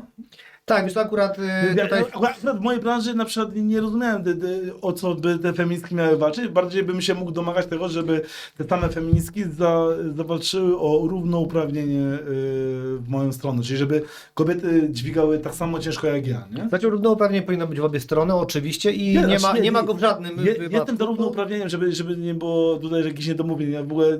Chodzi mi o to, że tu są faktycznie jeszcze takie pozostałości, że w niektórych branżach kobieta dostanie mniejszą stawkę, ale są pozostałości i one istnieją. To już... Ja się z tym życiu nie spotkałem. Ja nie mówię, że Tak, tak nie jest, i natomiast wszędzie, gdzie ja byłem, to nigdy nie ma. Ale właśnie chcę Ci przedstawić w drugą stronę, ale na przykład jest coś, o czym się zapomina, padło to już tutaj w jednym z podcastów ten argument, a mianowicie w Stanach Zjednoczonych kadra ta główna, zarządzająca, najwięcej zarabiająca to mężczyźni i stąd się bierze zakłamanie, ponieważ to jest najwyższa kadra, ale już średnia wyższa w Stanach zaczyna być zdominowana przez kobiety, średnia jest zdominowana przez kobiety i o ile my patrzymy, ile zarabia, wiesz, prezes wszystkich prezesów i później nam się wydaje, że tam jest, że kobiety zarabiają mniej, to się okazuje, że na samym dole wielkich korporacji są dopiero znowu mężczyźni.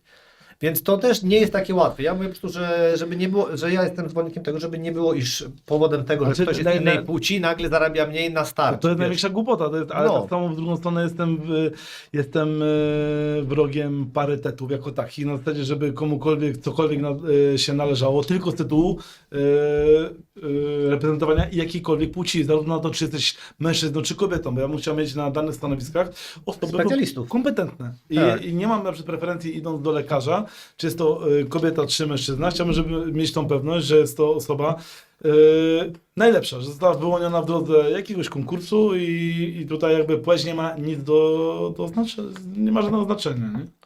Stary, łamiesz stereotypy, to całą stronę stereotypów sobie wydrukowałem, ale to już Ciebie nie dotyczą, bo Ty te wszystkie stereotypy, niestety tutaj jak nauczycielom to zęby wybiłeś, wiesz, jak ojcowie się spotkałem z dyskryminacją instytucjonalną, mam presję społeczną na mężczyznach, ale... No to ja się jako ojciec spotkałem na przykład. No i właśnie chciałem to tak, ale Ty potrafisz sobie z tym chyba poradzić, opisz to w takim wypadku, jak sobie radzisz z tym. To znaczy się, na przykład byłem wyśmiewany, kiedy chciałem wybrać przysługujący mi urlop, on się nazywa rodzicielski. Ale jak to być wyśmiewany, bo to tak bardzo... No wszędzie, w każdej instytucji, zarówno w ZUS-ie przez kobiety, jak i w kadrach przez panie kadrowe, ponieważ no takie podśmiechujki na zasadzie i pan będzie wychowywał dziecko. No tak, ale, No takie, ale Ty to jeszcze jedno właśnie, Aha. bo od razu Cię spytam, już bo... węszyły spisać, że coś tu że my chcemy chyba system naciągnąć No tak. na pieniądze, tworząc jakiś na papierze jakiś dziwny układ i te panie, zarówno w ZUS-ie, jak i w kadrach, nie dopuszczają takiej możliwości, że może być mężczyzna, oczywiście łysy, postawny, bo tak mnie postrzegają zawsze, który na przykład przyznaje się do swoich dzieci i chce brać czynny udział w ich wychowywaniu, nie podrzucać do dziadków na zasadzie, żeby kto inny się zajął moim dzieckiem. To jest właśnie ta postawa roszczeniowa społeczeństwa, nie? Że kto inny jest od zajmowania się wychowywaniem moich dzieci, nie? Bo ja sam jeszcze jestem chłopczykiem, który do tego nie dojrzał. Ale widzisz, jesteś z branży medycznej, więc u lekarzy to jest bardzo częste. Jak wejdziesz, to mamy pytają. To mama wie na pewno. A może pan spyta mamę, nie? To czy zdarza ci się z tym spotkać? No czy ktoś ze względu na to, że wiedzą jaka jest twoja wiedza medyczna, to raczej nie mówią tak. stronę kamyczek, jakby powiedzmy do tego mojego konserwatywnego świata, bardzo często faceci, którzy przychodzą dorośli do lekarza, na zadane pytanie, czy nie wiem, no dotyczące jego osoby, mówię, a to trzeba zapytać żony. No, Halino! No tak, bo tak. facet na przykład nie wie, czy miał wykonywany zabieg w obrębie, nie? Jak teraz, nie? I on nie pamięta. Jest to taki zabieg znaczący, nie bagatelny, nie zerwanie paznokcia, które miało miejsce 20 lat temu, tylko coś, co ma... To ja tak przerzucam ubezpieczenie samochodowe, bo ja nie jeżdżę samochodem, więc jak mi dzwoni te sprawy ubezpieczenia, mówię naprawdę, to już ja rozumiem, że na mnie jest tam napisane, ale mówię, jest mi to z głowy. To przerzucam, ale gdy to jest przy dzieciakach, to ja na przykład No dostaję lekkiej takiej no, Że nerwowości, ty się na pewno nie ja znasz, przychodzę i zaraz będzie się nie znam, ja mówię, no bo jak, skąd to? a ty jesteś kopalnią wiedzy w tym zakresie. Ty wiesz, jak łażę na te zajęcia, to ja tutaj nie neguję, bo wiadomo, że mama chłopaków też wie wszystko, ale po to przyszedłem, nie dlatego, że jestem jakimś losowym, wiesz, figurantem, który przyprowadza dziecko, bo przyjechałem i ja nie wiem, co jest dziecku, no krwawit oka, ale może tak miał wcześniej, nie wiem, może pani, no to nie jest tak, no ale faktem jest to, więc tutaj stereotypy miałem wypisane, że jest taki stereotyp pomocnik w domu, bo rodzic pomaga w domu, ojciec, często. To akurat AI wypluł. Surowy autorytet, ojcowie to ci od kar i przed są chłodniejsi emocjonalnie, że nie mają tych emocji. No a przecież sam powiedziałeś, że ty te swoje tutaj jednak do dziewczynek masz. No. Nie potrafię karać. Ja mam, tu się przyznam, że tworzę system zasad, natomiast jeżeli chodzi o pewne konsekwencje, bywam miękki. Na przykład nie mam tego, co moja mama w procesie wychowawczym. O, To zawsze ja musiałem przeprosić, nie? Zawsze ja byłem winny bez względu na wszystko. No i moja mama tak długo czekała, aż to ja skruszałem. Natomiast ja czasami podnosząc ton w domu, na przykład zwracając uwagę, zastanawiam się nad sobą i mówię sobie tak, kurczę, chyba jednak moja reakcja była nieadekwatna do chwili. Chyba warto byłoby na ten temat, oczywiście jak troszeczkę kurz opadnie, porozmawiać i to ja na przykład uprzednio wygoniwszy dzieci do swoich pokoi, tam do tego pokoju pukam, wchodzę i jakby zmierzam do tego, żeby o tym wszystkim porozmawiać, żeby to przedyskutować. Nie umiałbym na przykład wyjść z domu i zostawić tego tak za sobą po prostu, nie? Więc kurde, bywa tak, że jestem niekonsekwentny, natomiast też bardzo często jakby gdzie te zasady są w ogóle w domu nakreślone, to dzieci jak się same w tym wszystkim pogubią, rozumieją pewne rzeczy i przychodzą. Więc to działa jakby w dwie strony, ale chodzi o to, że mi się też zdarza być, więc ja do końca ja staram się być surowy. Czy staram się być surowy? Nie. Staram się być konsekwentny, nie zawsze konsekwencja mi wychodzi, nie? Jestem ułomny, także. to zapisujemy, dobrze. Do konfliktu wrócę, ale teraz powiedziałeś o tym, że zdarza ci się podnieść głos. No to tak jak wiadomo, no miłość tych granic nie zna, ale cierpliwość już swoje ma. Więc powiedz mi, czym cię córy doprowadzają do szału? Kurde, no. No jestem cholerykiem. Nie. Proszę szczery myśl. I z reguły, no niestety to jest głupie tłumaczenie na zasadzie, że mam gorszy dzień, ale z reguły to jest splot kilku wydarzeń, prawda? Czyli już takie, to czasami małe rzeczy uchodzą do rangi takiego poważnego problemu, nie? Że jestem w stanie eksplodować. To są to różne rzeczy. Dobrze. Nawet, no, czy potrafi się, te takie najmniejsze, te, o których czasami potrafimy podyskutować, czasami już idę na skróty i zaczyna się jakby wydawanie dyspozycji i taki może mniej przyjemny ton, prawda, i brak chęci wchodzenia w dyskutowanie na temat tego, dlaczego pranie jest niezłożone, skoro na przykład ja je wyciągnąłem 4 godziny temu z suszarki i położyłem je na środku pokoju i już samo przez siebie się powinno rozumieć, że położyłem je w tamtym miejscu po to, żeby zostało poskładane, a któraś z nich znalazła sobie w tym czasie inne, ciekawsze zajęcie. A ty też sobie znalazłeś jakieś ciekawsze?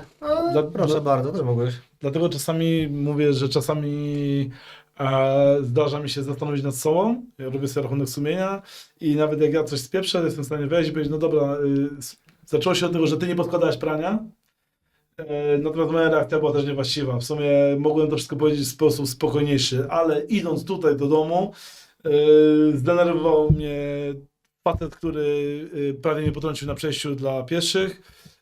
Nie wiem, baba, która sikała na moje tuje swoim psem, niszcząc dym. Albo ktoś się mali. I już jakby ten poziom ciśnienia już był podniesiony i to był tylko moment tego spustu, prawda? Ale jestem w stanie się przyznać do błędu i też za te błędy przeprosić. Bardzo ładnie z twojej strony. Wydaje mi się, że to też jakby tworzy taką, że jest to też taka, tworzy taką jeszcze taką relację, nie? Zależy mi na relacji z dziećmi. Właśnie nie po to, żeby być tym trenerem, czy tym, bo jakby w zespole musi być Bo lider. trenerem jest Ja. Jarasta. Tata jest trenerem, ja jestem jego zawodnikiem, no to ty nie możesz, to już proste, nie? Masz tym sucharem, bo chciałem cię o coś innego spytać, bo mi tutaj jak zwykle odpłynąłeś, bo masz dużo do powiedzenia zazwyczaj ciekawego. Bo nie wiem, co chcesz usłyszeć tak naprawdę. Bo w zasadzie, No nie wiem, no kocham cię, nie usłyszę, to już wiem, nie? To już straciłem nadzieję dawno, nie? Na samym początku chciałem jeszcze, poza nagrywkami, chciałem się zapytać, dlaczego uznałeś, że kogoś mogłoby zainteresować wszystko to, o czym my dzisiaj mamy mówić, nie? Bo my sobie o takich rzeczach, o wszystkim... Ale właśnie dlatego, że czasami jak z kimś rozmawiam, ludzie zadają mi pytania, na przykład też o ciebie, no znając naszą relację i są ciekawi, jak ty sobie radzisz, bo wiedzą, że ja sobie nie radzę tak jak normalna osoba, jak standardowa osoba, nie przyjmuje tej podstawowej ścieżki Tak. i wiedzą, że ty, zakładają, że ty nie przyjmujesz, a znając różnice pewne, wiesz, osobnicze między nami, są ciekawi, jak u ciebie to wygląda, bo no nie oszukujmy się, że wiele rzeczy, mimo naszych różnic światopoglądowych i różnych, bardzo podobnie później rozwiązujemy i to Tak. jest dla nich zaskakujące. Ale my problem diagnozujemy tak samo. Tak, i właśnie o to chodzi, że często osoby mnie o to pytają, no bo na przykład właśnie, że no ale jak to sobie radzicie w szkole, no bo patrz, no a Maciej przecież też jest w radzie szkoły, czy tam jakieś, więc musi wysłuchiwać tego mędrkowania się tych rodziców, a też się nie zgadza, no też wiem, że jak coś przeszkadza, no to wielu naszych znajomych wie, jak reagujemy na takie sytuacje często, więc też są ciekawi, jak to rozwiązujesz, wiesz, będąc z dzieciakami i tu ja masz takie pytanie, bo ty jednak, może ty odpowiedz, często wpadasz jeszcze w konflikty? Powiedz, bo jesteś cholerykiem. Więc no nie chowasz głowy w piasek, więc... Unikam. Znaczy, jestem na tym etapie w życiu, że staram się unikać konfliktów jak mogę. I teraz drugie pytanie do tego, czy tłumaczysz dziewczynkom ich genezę? Bo widzisz, bo prawdą jest to, że ty potrafisz zrobić rachunek sumienia, co jest dość trudne dla większości osób. I jednocześnie potrafisz to wytłumaczyć dziewczynkom. Jak ty tłumaczysz na przykład konflikt, że faktycznie no powiedziałeś komuś, że powinien udać się w miejsce oddalone gdzieś w bardzo szybkim tempie, nie? Ale mówisz że o takim konflikcie od słowa do słowa, nie wiem, na ulicy, że... Tak, że właśnie tak, że mówię, bo Czy, ludzie... czy kogoś pouczyłem, bo na przykład dzisiaj do rangi konfliktu wchodzi taka sytuacja, że ja zwróciłem uwagę, kiedyś w autobusie zwróciłem uwagę chłopakowi, który słuchał sobie muzyki z telefonu głośno i powiedziałem mu, żeby to wyłączył i w jego obronie stanęła starsza pani, która chciała być fajna i powiedziała, że jej to nie przeszkadza. Nie? Ale to nie tak, że jednym osobom nie przeszkadza, no mi też wiele osób nie przeszkadza. No, Więc ja powiedziałem, no i w zasadzie był jakiś taki konflikt, który był takim, no to powiem ci jaki. Na I on oczywiście obserwowała to na przykład tam moja średnia Bogna i on potem z nią na ten temat dyskutowałem, nie? I na przykład powiedziałem jej, że chciałbym umieć się zamknąć, chciałbym pewne rzeczy nie zauważać, że wtedy żyłoby mi się lepiej, ale nie potrafię. Na przykład nie potrafię reagować na tego typu sytuacje, nie? Ale są też ludzie, którzy nie są tak wyczuleni na bodźce i ludzie potrafią na przykład tego być może w ogóle nie słyszeć. Ja na przykład nie potrafię nie słyszeć radia. Ja mam podzielną uwagę i mnie radio na przykład pracy męczy, prawda? Ponieważ czy leci debilna reklama, czy wiadomości, czy muzyka po raz setny ten sam kawałek grany o tej samej godzinie i mnie to na przykład niszczy. I ludzie tego nie rozumieją, bo ja się potem odnoszę, ty słyszałeś co mówią? Nie słucham radia. Mówię, ale przecież leci. No tak. I no ja tak mam i niestety to też jest nic nowego, że ja mierzę wszystkich swoją miarą, no bo mi jest ciężko sobie wyobrazić to, że ktoś tego nie słyszy. Ja tego wręcz nie rozumiem. Tak, bo skojarzyłeś mi teraz z Włochatym i wydłup mi oczy, zabierz mi ręce, ale powiem jaki konflikt mi chodzi.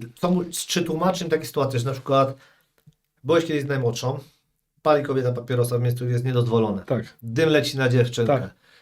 I wiesz, patrz, do tego momentu, jeśli będę opowiadał tę historię, każdy, kto usłyszy, że zwróciłeś uwagę, bo Tak. dym leci na twoją córę, Tak. przyznaje ci rację. Tak. Ale później konflikt eskaluje, bo ty zwracasz uwagę pani, słusznie, nadal zwracasz słusznie uwagę, ale wchodzą osoby z boku, które nie wiedzą i już one stają z założenia w obronie kobiety, Kobieta. bo ty jesteś łysym, Tak. mocno zbudowanym mężczyzną. Nie wiadomo, nie wiedzą, że to jest twoja córka, bo to jest też piękne, że od razu wcale ty nie jesteś tą figurą ojca, tylko jesteś figurą faceta. Okej. Pijemy Ja, konkubentę. wiesz o co chodzi? Tak.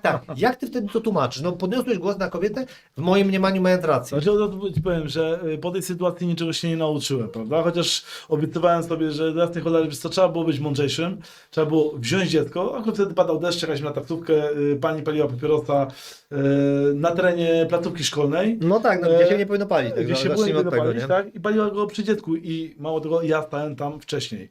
To ona wyszła, stanęła sobie w tym miejscu, w którym zazwyczaj pali, ale palić nie powinna w ogóle. No i zdecydowanie to zwróciłem pani uwagę, na co właśnie druga kobieta używa argumentu, dlaczego pan krzyczy na tą panią, nie? No właśnie. No dlaczego? No powiedziałem, ponieważ pali przy moim dziecku, ale o co panu chodzi? No właśnie pani powiedziałem, o co mi chodzi. Przy moim dziecku, to nie może pan odejść. Ja mówię, no to tak nie działa, ponieważ to ta pani stanęła przy nas, no ale tutaj nie pada. No świetnie, ale nie ma obowiązku palenia, a ja tutaj stałem wcześniej, nie?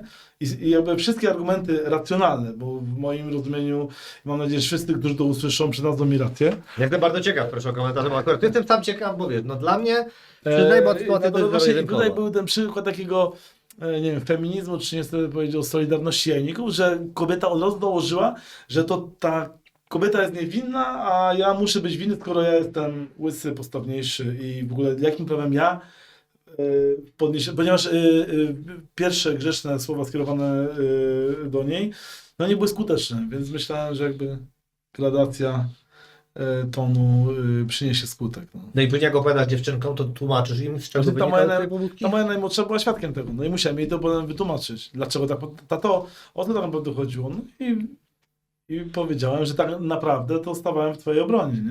Dlatego ty się tak z moim młodszym dogadujesz, bo ten to przecież ostatnio jak słyszał. Poza tym, znaczy, no, że stawałem w jej obronie, ale też zawsze wierzę w to, że jestem w stanie kogoś na przykład zachwycić i zmusić do tej refleksji, zastanowienia się nad sobą, być może w ogóle rzuci palenie, bo palenie jest obiektywnie złe, a jeżeli już to musi robić, to niech to robi w miejscach takich, znaczy w ogóle, no, jeżeli ktoś macie palenie, kluby dla dorosłych, nie widzę powodu, żeby na przykład, nie wiem, ktoś idzie do piwiarni, gdzie jest tam tylko 18+, nie widzę powodu, żeby dorośli ludzie umawiając się na to, że palimy tam papierosy, żeby sobie palili. Ale w miejscach publicznych takich jak przystanek, szpital, szkoła, jestem wrogiem i jestem za tym, żeby to piętnować. Jednocześnie dając ludziom wentyl w postaci tego, że są miejsca, w których są sami dorośli i jeżeli tam wchodzą, to wiedzą, że w piwiarni palenie tytoniu jest jak najbardziej normalne, pożądane, nie wiem, zażywanie tabaki czy... No tak, można, przecież to jest kwestia konwencji, można się umówić, że akurat tu palą, a nie, i nie musisz wcale tam iść, bo ojej, bo wszędzie wcześniej Być może palono, nie być, ale no teraz, bez- no, wchodzisz, albo nawet nie musi być tabliczki, otwierasz, śmierdzi dymem, wychodzę, nie pasuje mi tu, idę gdzieś, gdzie mają lepszą wentylację i się pali, albo gdzie Albo gdzie się nie pali, gdzie no, jest po zakaz prostu, palenia, no. nie? Natomiast nie można zmuszać do wdychania dymu. Nie chodzi już też o sam ten dym, jego szkodliwość, ale o wychowywanie w tym... no zasada, no później że- się przyzwyczai do nie tego lubię palenia. właśnie No. przez to, co powiedziałem. Ja wierzę, że pokazywanie właściwych zachowań dzieciom ma sens. I tak samo pokazanie niewłaściwych grozi tym, że będą starali się je powielać. Nie? Chciałem, ten multum jeszcze pytań miałem do Ciebie przygotowanych, a widzę, że tam będziemy się za parę minut kończyć, więc no ważną rzecz muszę spytać, bo też jesteś dobrym gawędziarzem, storytellerem i masz historie, które Ci się w życiu zdarzały, a które są trudne do uwierzenia, więc może spytam, jak wspominasz pracę w fabryce pierogów? Znaczy, no to była jedna z tych sytuacji, gdzie na poczekaniu wymyśliłem ściemę, jeszcze głupszą od tej, że Od rzeczywistości. że pies zjadł mi zeszyt, dlatego nie pokażę pani zadania domowego, tak? Wtedy wymyśliłem, chyba nie było mnie na lektoracie z języka rosyjskiego Tak. 3 razy z rzędu i to był październik. No i pani się mnie zadała to jedno z tych głupich pytań, dlaczego cię nie było? Mówię, no bo nie mogłem dotrzeć. A dlaczego? No ponieważ nie zdążyłem wrócić z Chicago. No jak to z Chicago? Co pan tam robił? I powiedziałem, że pracowałem w fabryce pierogów. I no pociągnęła ten temat, zapytała się, dlaczego pracowałem w fabryce pierogów, ponieważ muszę zarobić na dziecko. I babę tak to ujęło, że usprawiedliwiła mi te 3 nieobecności, co też właśnie było śmieszne, że i bardzo niesprawiedliwe. Że na przykład facetowi, który nie wiem, pracował w fabryce pierogów, ponieważ chciał zarobić na dziecko, usprawiedliwiła, a pytanie, czy na przykład facetowi, który pracował na siebie, albo na kobietę, albo na chorą babcię, też by to zrobiła, nie? Także uderzyłem w to czułe miejsce. To później za to odpokutowałeś, ale mam Odpokutowałem, wrażenie, że nie tak, jesteś tak. jedynym, bo nie wiem, czy myślisz, że to, iż zacząłeś chodzić na zajęcia i przestałeś iść do fabryki pierogów, No było ciosem dla, sobie przypomnę, Teodora F. Twardzika, amerykańskiego króla pierogów, który odszedł z tego padołu w listopadzie 2016 roku. Facet, który założył firmę Mr. T's Pierogi. Pamiętam, bo pracuję w mediach, kiedy zobaczyłem o jego śmierci, było mi trudno się powstrzymać z niepowiązaniem tego z twoją historią, bo to był biznesmen, który zarobił miliony dolarów na pierogach w Stanach i to był twój człowiek, nie? Tylko, że to było tak głupie i irracjonalne, bo że ja totalnie nie znałem historii tego faceta. Ty mi potem kiedyś o tym opowiedziałeś. Właśnie to jest najpiękniejsze w tej historii, że ona, wiesz, miała mocne umocowanie, a coś i ta pani wiedziała. I sobie pomyślała, on u wujka Twardzika pracuje, nie? Nie, to było jakieś, ja nie wiem, czy gdzieś w jakimś filmie typu, nie wiem, Szczęśliwego Nowego Jorku, czy w jakimś tam dokumencie o Greenpoincie, czy Jackowie nie przewinął się temat pierogów. Naprawdę daleki byłbym od wiązania tego z prawdziwymi zdarzeniami, nie? Dobrze, to było miało być to- zabawne, a nie się teraz tłumaczysz. Teraz jak też poważne rzeczy, to proszę. no. Proszę bardzo. Na sam koniec, bo mówię, mam jeszcze multum pytań, ale to cię po prostu drugi raz kiedyś zaproszę, ale teraz ważna rzecz, bo często ludzie mówią na pożegnanie nie zesraj się, a ja dzisiaj tobie nie mogę tego życzyć. Powiedz mi, jak mężczyźni po 40 powinni dbać o zdrowie, bo coś cię czeka, trudne badanie. Wiesz co, jak powinny No, jak powiem, mężczyzna po 40 Tak chodzić. jak uważają. Ja uważam, że jestem generalnie wyznawcą wolności, nie? Także jeżeli ktoś uważa, że na przykład powinien się podawać jakimś screeningom, ja uważam, że jednak jeżeli mamy jakieś symptomy, coś nas niepokoi, to powinniśmy się badać, nie?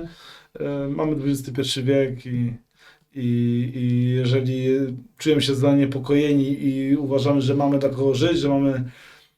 Mężczyzna nie powinien robić to, co chce, tylko to, co powinien. To jest jeden właśnie z tych przejawów odpowiedzialności, że jestem odpowiedzialny nie tylko za siebie, ale za te jeszcze kilka młodych dam i to na przykład dla nich będę się badał. Pięknie. Rurę w dupę, tak? Czy tam... Dobrze, i tym pozytywnym akcentem pamiętajcie panowie, ci, którzy dotarli tak daleko, to niech subskrybują ten kanał, gdziekolwiek słuchają i oglądają. Nie musicie sobie nigdzie wkładać. Maciej musi, szanujemy to. I co, no, bardzo ci dziękuję, że przyszedłeś. Jeśli chcesz coś jeszcze przekazać, to mów. No chyba wszystko. Otworzyłem się, że... Jutro też się otworzysz. Dobra, zostawmy już ten fekalny temat. Bardzo ci dziękuję i Dziękuję. do następnej razy. Hej.